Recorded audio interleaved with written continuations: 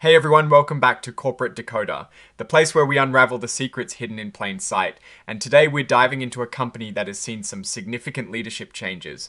So buckle up for a story of departures and new beginnings. Before we jump in, if you like getting the real story behind corporate moves, hit that subscribe button. And if you want to join a community that is as curious about business as you are, check out our Discord server. The link is in the description below. Alright, so we're re-looking at Nye Holdings Incorporated, a North Dakota-based company, and they just dropped a Form 8K report. Now, these reports are usually about big news, so let's see what is cooking. The big news here is a change at the very top. Seth C. Daggett, the president and chief executive officer, has stepped down. It sounds like this was an agreement between him and the company, and his last day was the 10th of October, 2025.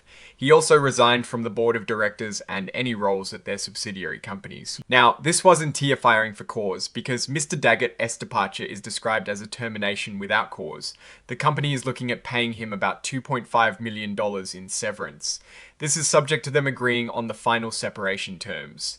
On top of that, they're going to continue paying his health benefits for 2 years, or give him the cash equivalent to buy those benefits himself.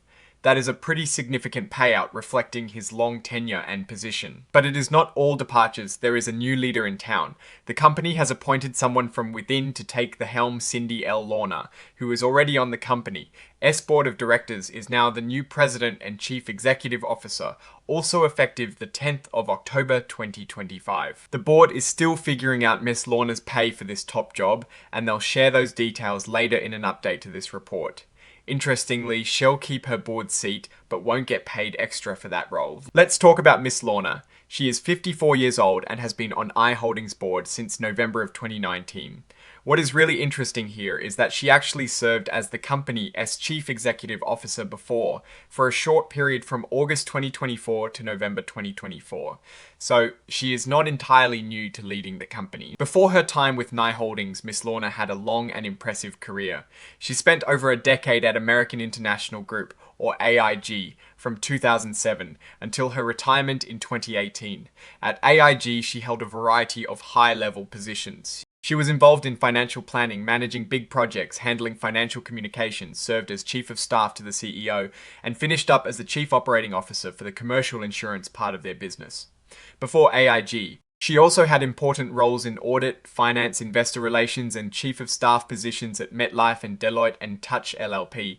She sounds like she has a very strong financial and operational background, which is exactly what you want in a CEO. Now moving on, the company also put out a press release on the 10th of October to announce these leadership changes, and that is included as an exhibit with this report. Looking at their stock, it is traded on the Nasdaq Capital Market under the symbol NODK.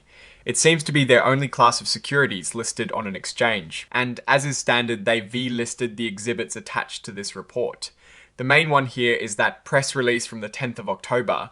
There is also an exhibit for the interactive data file, which is pretty technical stuff for the really interested folks. Now, while this report primarily focuses on the leadership changes and doesn't contain detailed financial tables for us to deep dive into, we can still glean some insights about the company's direction based on the information here. The departure of a CEO, especially one with a termination without cause clause in their contract, can sometimes signal underlying issues or a strategic pivot. The substantial severance package suggests the company is managing this transition smoothly and professionally, perhaps to maintain goodwill or avoid future legal entanglements. The appointment of Cindy L. Lorna is a key indicator. Her previous experience as CEO, albeit brief, and her extensive background in finance and operations at major corporations like AIG and MetLife suggest a focus on stability and experienced leadership. Her return to the CEO role, especially after a recent stint, could indicate that the board believes she is the best person to steer the company through its current phase.